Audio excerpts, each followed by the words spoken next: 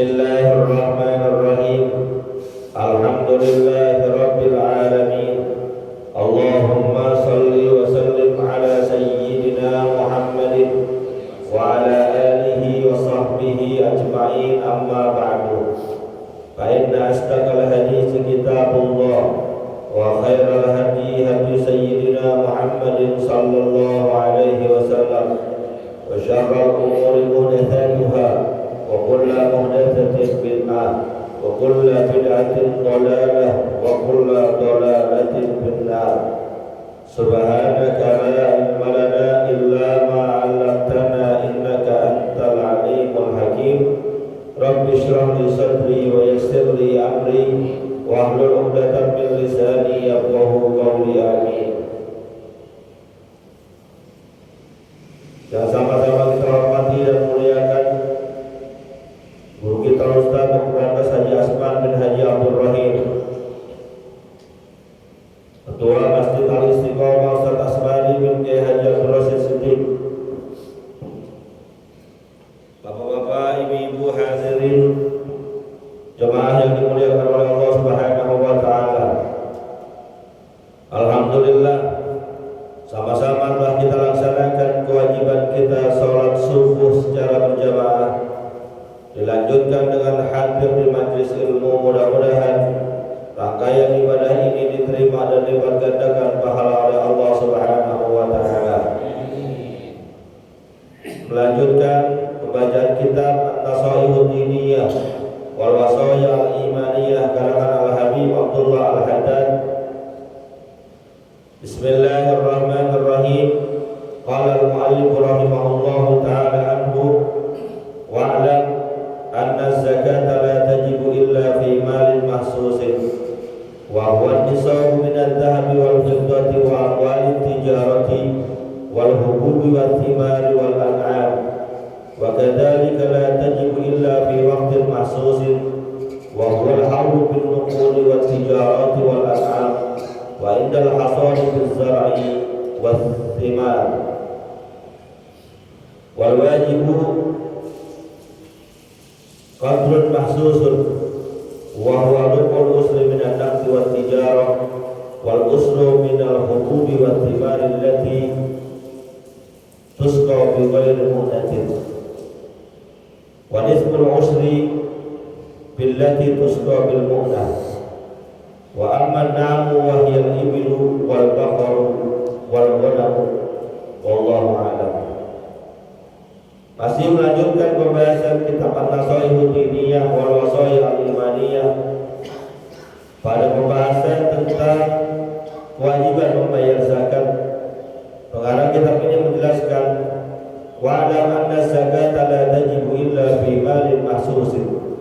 Ketahuilah bahwasanya zakat itu tidak diwajibkan kecuali pada harta-harta yang sudah dikhususkan, harta-harta tertentu saja. Wa huwa nisabu min adh-dhahabi wal fiddah, yaitu harta yang sudah sampai kadar minimal ataupun nisab bahasa zakatnya min adh-dhahabi wal fiddah, daripada emas dan perak. Jadi kalau yang punya emas simpenan wajib keluar zakat. Perak simpenan wajib keluar zakat.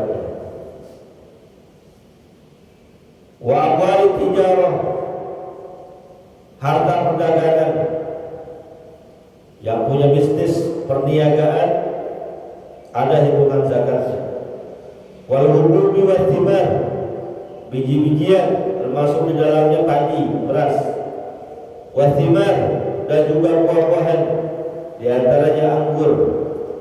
Wal an'am, dan juga binatang ternak. Tapi binatang ternak ini enggak semuanya. Hanya al-ibilu wal baqar wal ghanam. Hanya unta, sapi, dan juga kambing yang dikeluarkan zakatnya. Kalau ayam enggak ada zakatnya. Ternak bebek enggak ada zakatnya. Pun sekalinya ada zakat, mungkin hasil dari ternak ayam dan bebek itu yang apabila sudah terkumpul 1 tahun ternyata sampai kadar zakat hartanya. Dan kalau semata-mata dari ternak ayam, ternak bebek, atau ternak yang lainnya, ternak ikan misalnya, nggak ada zakatnya. Jadi hanya pada onta, sapi ataupun kerbau, juga kambing. Wa kadzalika la tajibu illa bi waqtin mahsusin. Begitu pula zakat itu tidak diwajibkan kecuali pada waktu yang sudah ditentukan. Hartanya, bentuk bendanya ditentukan, waktunya juga sudah ditentukan. Wa wal haulu bin nuqud wa tijarati wal an'am, yaitu sudah berlangsungnya haul 1 tahun dari kepemilikan harta an-nuqud, yaitu emas, perak ataupun uang. Wa tijarat, harta perdagangan.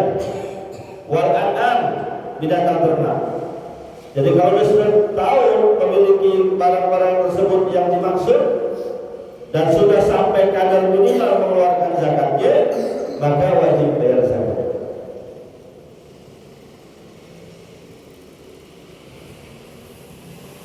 Wa indal hasadi bizari wal thimar.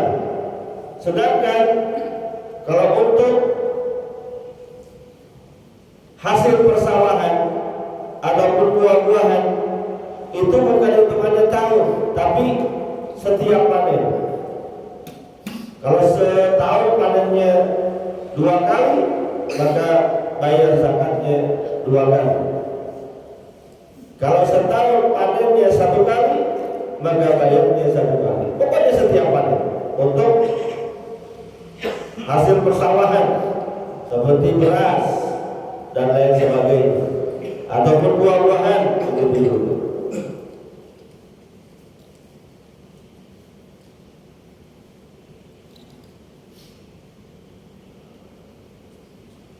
Wal wajibu qadrul mahsusun wa warqul usri minan naqdi wa tijarah.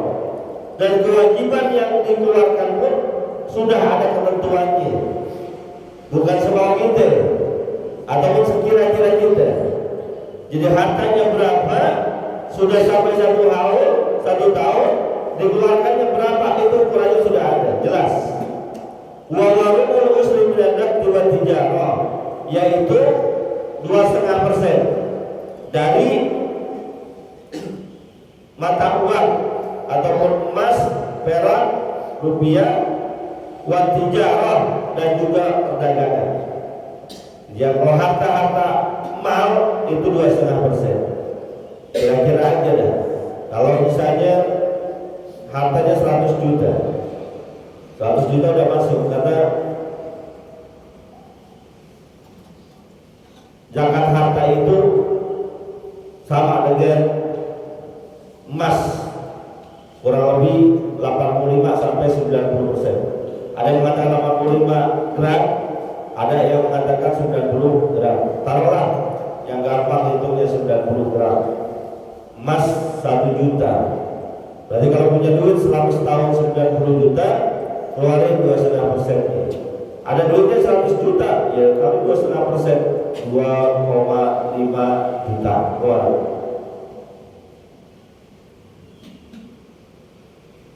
Wal usru minal hukumi wal thimar allati tusqa bi ghairi mu'nah, dan 10% daripada biji-bijian ataupun buah-buahan diwajibkan keluar zakatnya apabila pengairannya tidak pakai biaya, hanya sekedar mengandalkan air hujan misalnya atau air sungai, maka 10%. Wadismul usri billati tusqa bil mu'nah, dan apabila pengairannya itu sawah kita, kebun kita mengeluarkan biaya, maka wajib bayar zakatnya 5%. Adil kan? Kalau nggak pakai biaya pengairan 10%, kalau ada biaya pengairan 5%. Adil. Walil muzakki fi iradi zakati thawabun azimun wa ajrun karimun, dan bagi orang yang mengeluarkan zakat, ketika mengeluarkan zakatnya ada pahala yang sangat besar luar biasa, dan juga balasan yang sangat baik. Di setiap kita keluarkan itu nggak usah khawatir, pasti akan ada balasannya. Walau bi mana kathira, dan dengan kita mengeluarkan zakat itu manfaatnya banyak, bukan hanya untuk urusan akhirat, untuk urusan dunia juga ada. Kama qala alaihi salatu wassalam, sebagaimana sabda Nabi kita Muhammad sallallahu alaihi wasallam, idza adaita zakata malika faqad adhabta anka syarrahu, apabila engkau mengeluarkan zakat hartamu, maka sungguh telah engkau hilangkan dari hartamu itu kejelekan-kejelekannya, keburukan-keburukannya. Jadi dalam harta kita itu ada yang kotor-kotornya, yang jelek-jeleknya. Maka dengan kita mengeluarkan zakat, yang kotor-kotornya, yang jelek-jeleknya hilang. Makanya kan dalam ayat tentang zakat dikatakan hud min amwalihim shadaqatan tutahhiruhum biha,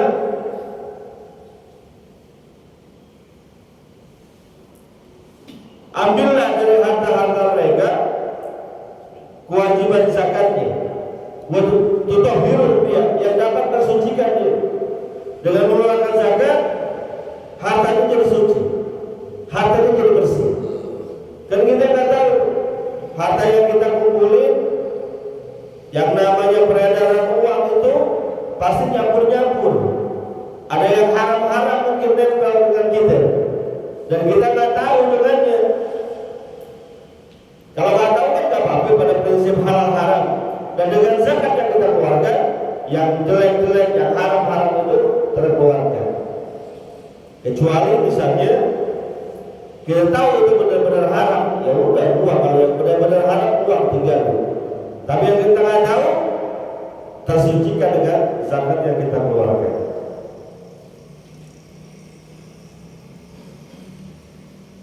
Wa qala alaihi salatu wassalam ma halaka malun fi bahrin wala barin ma halaka malun fi bahrin wala barin illa bihabsiz zakat.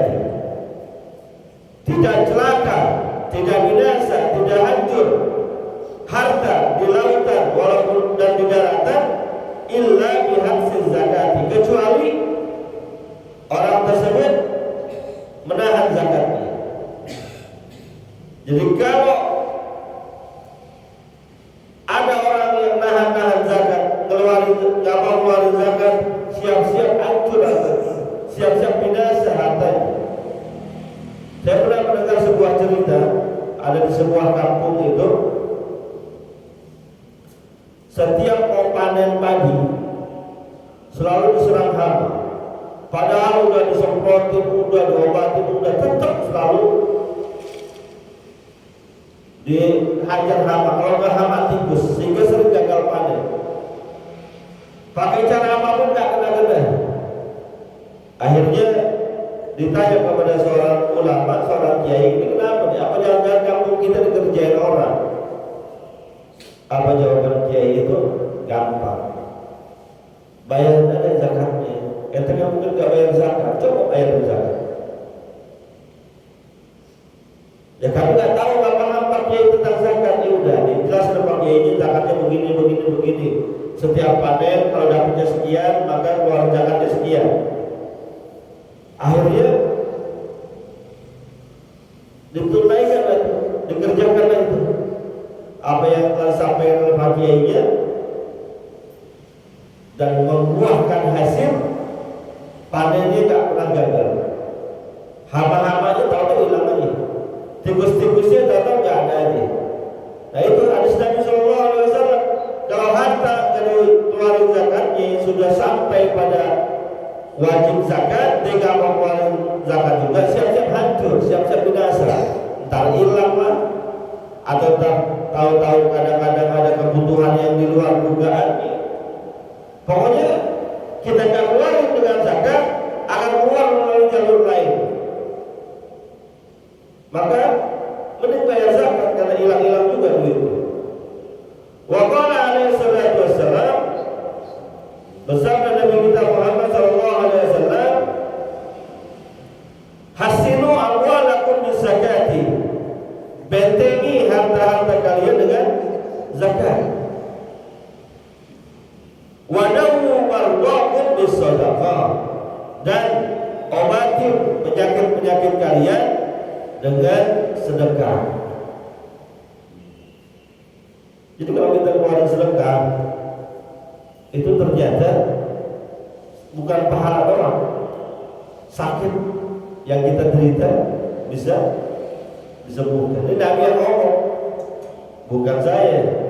Nabi yang ngomong.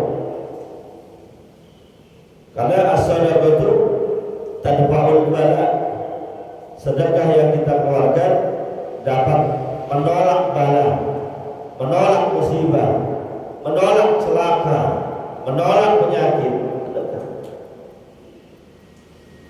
mendatangkan keberkahan, mendatangkan kebaikan. Coba aja deh, pagi-pagi ada orang datang ke kita minta-minta misalnya, ataupun orang nggak minta kita kasih. Tuh kira-kira orang yang kita kasih bilang apa? Nggak sekedar ucapan terima kasih doang. Alhamdulillah, semoga hartanya tambah berkah, semoga Bapak disehatkan badannya. Kadang-kadang kita malu, kasihnya nggak seberapa, doanya banyak banget. Pernah saya suatu ketika lagi di kendaraan di daerah Gandaria sana, lampu merah, ada orang yang tua gitu minta sedekah. Ya namanya di jalan, kita ambil aja yang ada di samping mobil. Paling yang di samping mobil berapa duit sih? 2.000. Kita kasih 2.000. Ya Allah, doanya sepanjang lampu merah. Sepanjang lampu merah didoain, ya Allah, banyak banget deh. Apa kita malu? Udah jangan banyak doanya. Kita kasih 2.000, cuma 2.000 doanya ikhlas banget. Dan kita nggak tahu sama doa dia yang diterima. Itu yang bikin harta kita berkah itu. Sedekah, yang dengan sedekah mengundang doa orang lain. Dan kita nggak pernah tahu doa siapa yang diterima. Tembus kalau Allah Subhanahu wa Ta'ala, Allah kabulkan, harta kita berkah, hidup kita enteng, sehat badan, usaha kita lancar. Sedekah. Bahkan saya punya teman dari cuma dia punya pengajian mereka anak-anak kecil sampai sekarang itu bangunnya tingkat ada asramanya. Orang ini biasa-biasa aja, emang enggak dari keluarga kaya, ya biasa-biasa. Ternyata salah satu kebiasaannya adalah setiap pagi memang kasih 2.000 kepada orang tertentu, dia kasih 2.000. Allah tumbuhkan dari modal 2.000 itu menjadi berlipat-lipat, dan keuntungannya bukan cuma dunia tapi juga akhirat. Begitu juga kalau yang lagi udah sakit-sakit parah itu nggak sembuh-sembuh, coba aja sedekah. Walaupun mohon maaf ya, mungkin penyakitnya nggak sembuh, tapi paling nggak dia udah punya celengan. Sakit nggak sembuh-sembuh, berobat ke seorang udah, dokter udah, medis udah, ida dayak juga udah, kagak sembuh-sembuh juga. Jadi lagi nggak sembuh ida dayak, nggak sembuh-sembuh juga, sedekah aja. Kalau seandainya dengan sedekah itu penyakit kita nggak sembuh, kita ada punya tabungan. Siapa tahu penyakit itu yang mengantarkan kita kepada kematian, nambah modal kita. Kan orang-orang yang telah meninggal dunia itu yang diimpin apa sih? Bukan pengen sholat, bukan pengen puasa. Rabbi laula akhartani ila ajalin karim fa asaddaqa. Tunda apa ya Allah, jangan dimatiin dulu, hidupin barang sebentar. Fa asaddaqa, saya pengen sedekah ya Allah. Kenapa? Karena ternyata kata ulama, kenapa orang-orang telah meninggal dunia pengennya sedekah? Karena ternyata mereka terkagum-kagum, kaget melihat pahala sedekah itu luar biasa besarnya.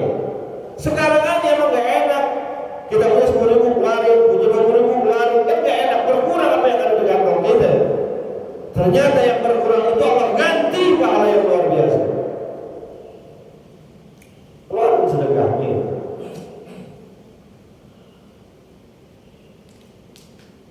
Wa amma man zakati fa huwa min akbaril kabair. Adapun orang-orang yang menolak zakat, tidak mau bayar zakat, fa huwa min akbaril kabair, termasuk daripada dosa besar. Wa qad yu'aqabu qabla al-mauti kama wa wadhalika liqa'un. Dan bisa aja orang yang enggak mau mengeluarkan zakat akan diazab sebelum mati, sebagaimana yang terjadi kepada Qarun bin Bani Israel, dari golongan Bani Israel. Hina mana az-zakata, ketika dia tolak apa mengeluarkan zakatnya. Faqala Allah Ta'ala fahasadna bihi wa bidadihil arda. Qarun kaya luar biasa banget kayaknya, orientasi hidupnya itu cuma dunia doang. Dalam sebuah tafsir saya baca, kunci gudangnya doang diangkut oleh 60 ekor onta. Kunci gudangnya, nggak kebayang hartanya itu banyak luar biasa. Hidupnya orientasinya dunia. Ketika disuruh bayar zakat, dia nggak mau. Dia bilang kepada Nabi Muhammad SAW, apa urusannya dengan zakat? Harta saya. Saya kerja dengan tenaga saya, usaha saya, bisnis saya, kenapa harus bayar zakat? Orang uang saya. Fahasabna bihi wa bidanihi al-ardh. Karena kesombongannya, karena keengganannya dia bayar zakat, Allah tenggelamkan dirinya, korunnya, dan juga rumah-rumahnya, gudang-gudangnya, harta kekayaannya ke dalam bumi, tenggelam, musnah dimakan bumi. Makanya orang zaman sekarang kalau lagi gali tanah, tahu-tahu dapat harta, disebut harta karun, sebetulnya korun. Walaupun belum tentu hartanya si korun itu. Korun di mana, kita di mana.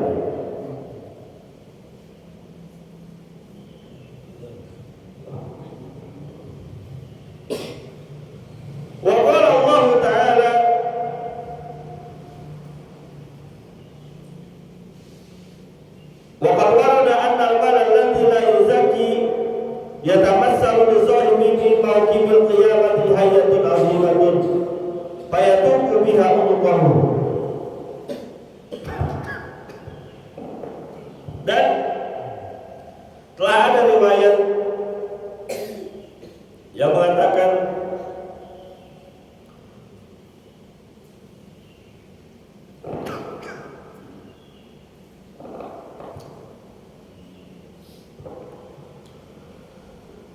bahwasanya harta yang tidak dikeluarkan zakatnya akan diperumpamakan nanti di hari kiamat dengan ular yang sangat besar.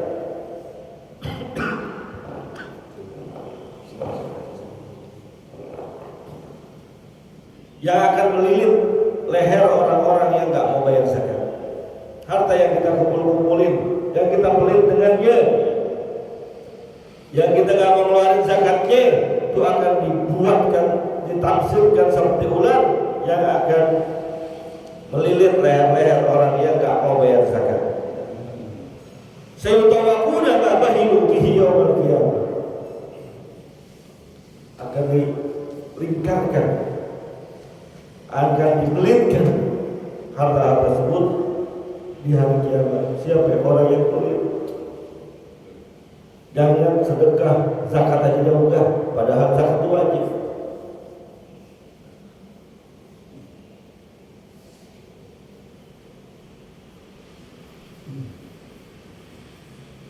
Belum lagi azabnya orang yang nggak mengeluarkan zakat atau kewabiha ibahu. Itu harta yang kita keluarkan akan dibuatkan seperti lempengan, yang lempengannya itu kemudian ditempelkan, disetrikakan ke kita punya jidan, kita punya lampu, dan juga kita punya mobil. Hadza ma kanastu. Nih harta yang dulu kalian simpen, harta yang dulu kalian sayang. Maka kadang ada orang nggak mau ngeluarin zakat karena nggak tahu.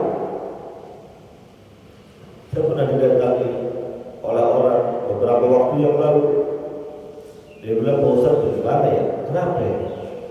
Saya punya simpanan banyak banget. Dari udah berapa puluh tahun lah. Terus selama itu saya nggak pernah mengeluarkan zakat. Ya. Kenapa nggak mengeluarkan zakatnya, Pak? Karena saya nggak tahu. Saya kira harta saya nggak perlu dikeluarkan zakat. Nah itu. Kadang orang kudu ngaji, kudu gaul dengan orang baik, kudu berteman sama orang yang ngerti agama, supaya paham bahwa harta yang dimiliki harus keluarkan zakatnya. Lah bagaimana? Kok bisa kata iya saya tahu ya zakat itu cuma zakat fitrah doang, selebihnya enggak, paling sedekah. Zakat enggak tahu saya. Uang saya sekian Pak, banyak lagi uangnya. Harus bayar zakat, ya bayar. Bagaimana? Bodoh. Bayar zakatnya. Ya itu banyak tuh enggak bayar zakat. Jadi memang gurunya ini perlu berteman dengan orang yang paham agama agar kita tahu bahwa di harta kita ada hak orang lain